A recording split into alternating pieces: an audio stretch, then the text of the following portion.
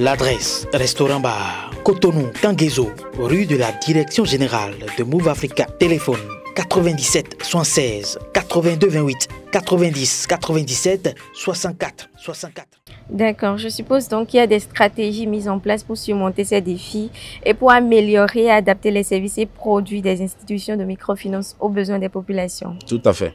Et quelles sont ces stratégies? Alors, au plan national, on peut mettre l'accent sur deux politiques ou deux stratégies. Il y a d'abord la stratégie nationale de finances inclusives. Oui. Certes, le Bénin vient de se doter de cette stratégie qui met l'accent sur l'amélioration de l'offre. Oui. Donc, un appui nécessairement aux prestataires de services financiers, mais qui met l'accent également sur l'éducation financière. Donc, il faut accompagner la population à bien exprimer sa demande et être exigeante.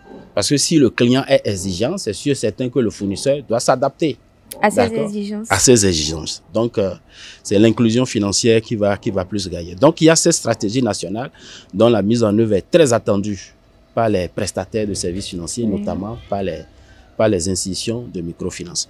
Il y a aussi la politique nationale de développement de la microfinance que le Bénin vient également d'adopter. Et cette politique a mis l'accent sur les axes stratégiques au niveau donc de l'offre et au niveau aussi de la demande. Et par rapport à l'offre, je crois que l'accès aux ressources dont j'ai parlé tout à l'heure, qui est encore difficile, trouvera une solution. Le renforcement des capacités des dirigeants et gestionnaires également va trouver des solutions. On espère vivement parce que, vous savez, des fois, ces documents sont des promesses qui généralement ne sont pas suivies des faits parce que ça doit faire la troisième ou la quatrième politique qu'on s'est doté, mais les trois autres n'ont jamais connu une mise en œuvre satisfaisante.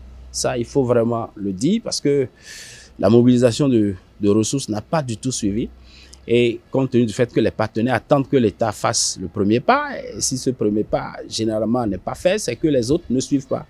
Alors, au niveau donc des institutions aussi, il y a des stratégies qui sont en train d'être adoptées. Par exemple, en matière de finances digitales, il y a des institutions qui ont compris la chose comme quoi il ne faut pas seulement former, il ne faut pas seulement rechercher une plateforme de finances digitales, il faut d'abord se doter d'une stratégie. Quelle est la stratégie de digitalisation des services financiers? Donc, quelle est la stratégie de la transformation numérique de l'institution? Donc, beaucoup d'institutions sont en train de se doter de cette stratégie-là.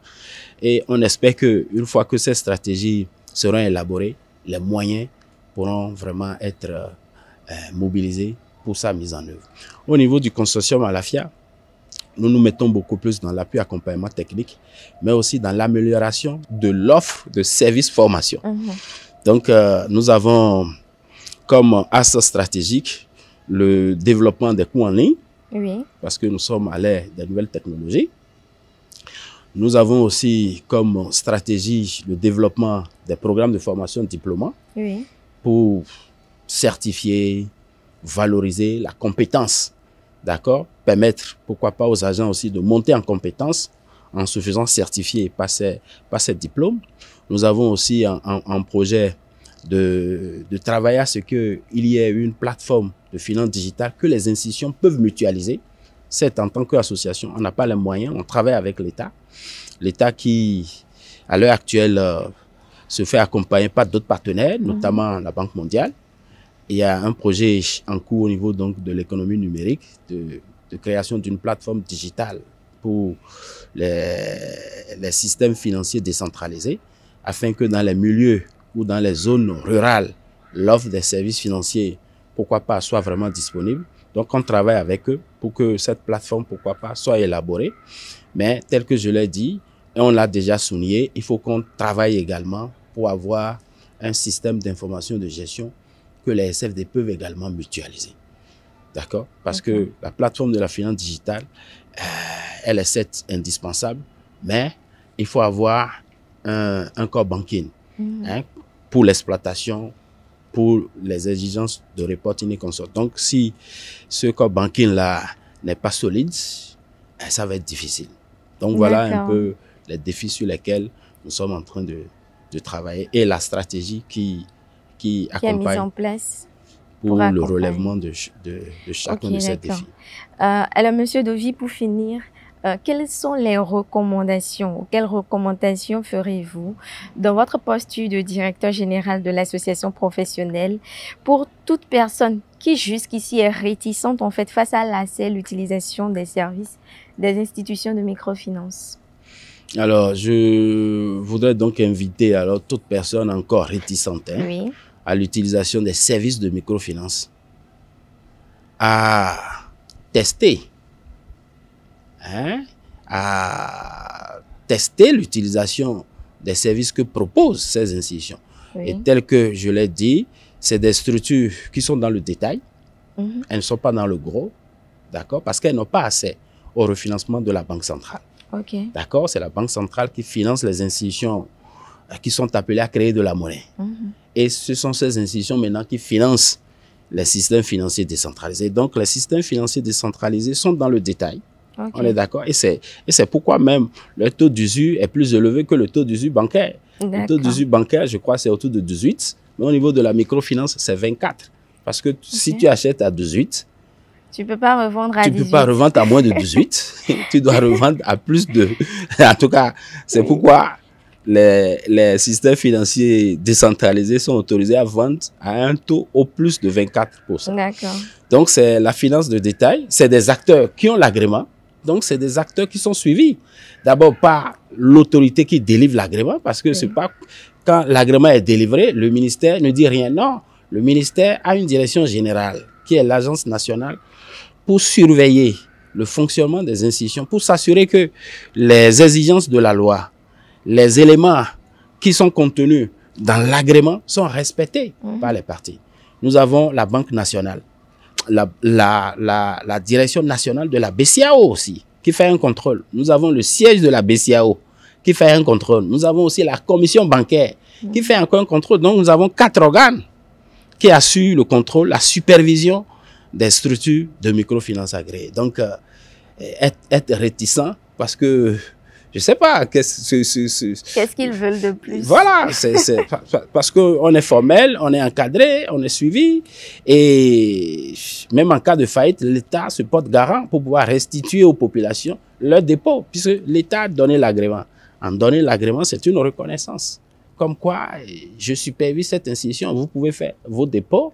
Oui. Et s'il y a faillite, je me porte garant. Donc, l'État constitue le garant de ces institutions. Donc, et il y a beaucoup de dispositifs qui sont mis en place. Par exemple, il y a le fonds de garantie des dépôts et résolutions au niveau régional qui constitue la caisse de dépôt et de garantie des institutions de microfinance. Donc, ce n'est pas que quand il y aura faillite, c'est l'État qui va intervenir d'abord. Non, ce sont ces fonds régionaux d'abord là qui doivent intervenir. Et il y a aussi le BIC aujourd'hui, qui est le Bureau d'information sur le crédit, qui permet aux institutions de ne pas prendre trop de risques. D'accord? De ne pas prendre des risques qui ne sont pas mesurés.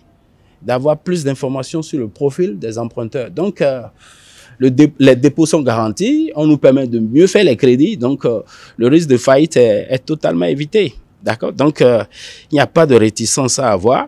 Peut-être on n'est pas présent partout. Et ça, c'est clair parce que la présence dans ces régions-là a un coût. Oui. Parce qu'il ne suffit pas seulement d'ouvrir un point de service. Il faut affecter des agents là-bas. Il faut les loger. D'accord? Il faut les motiver pour qu'ils restent dans ces zones. Donc, ce n'est pas facile. Parce qu'au niveau local, on n'a pas souvent le profil qu'il faut pour la gestion de ces points de service. Donc, c'est de la ville qu'il faut affecter les agents là-bas. Donc, il faut les maintenir. Il faut les motiver sur le terrain. Oui. On est d'accord? Donc, avoir de réticence aujourd'hui, moi, je crois que c'est pas... D'ailleurs, même, ce secteur a plus de 40 ans déjà. La FESECAM a déjà fêté son 40e anniversaire. Il me semble que c'est depuis 2007 que la FESECAM a fêté son 40e anniversaire, ou bien 2017. Oui. Donc, bientôt, ça va faire 50 ans de présence au niveau national. Donc, si elle n'a pas disparu, ce n'est pas les années à venir qu'elle va disparaître. Il y a d'autres institutions qui existent depuis plus de 30 ans. D'accord? Donc, il n'y a pas de disparition possible. Ce n'est pas des phénomènes de finance de Ponzi. Non. La finance de Ponzi, c'est la finance informelle. Et nous combattons tous contre l'informel. Et je voudrais donc aussi inviter la population à participer à la dénonciation des structures informelles.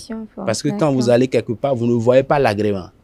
Vous demandez les références de l'agrément. On ne vous dit pas ça. Donc, saisissez-nous, saisissez l'Agence nationale de surveillance des SFD. Il faut dénoncer les structures informelles.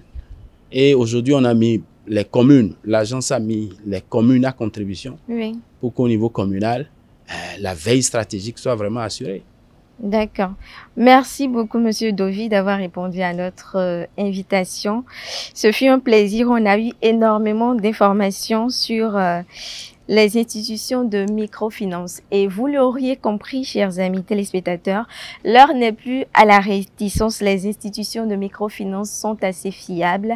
Bénéficiez donc désormais des services financiers et non financiers. Merci donc de nous avoir suivis.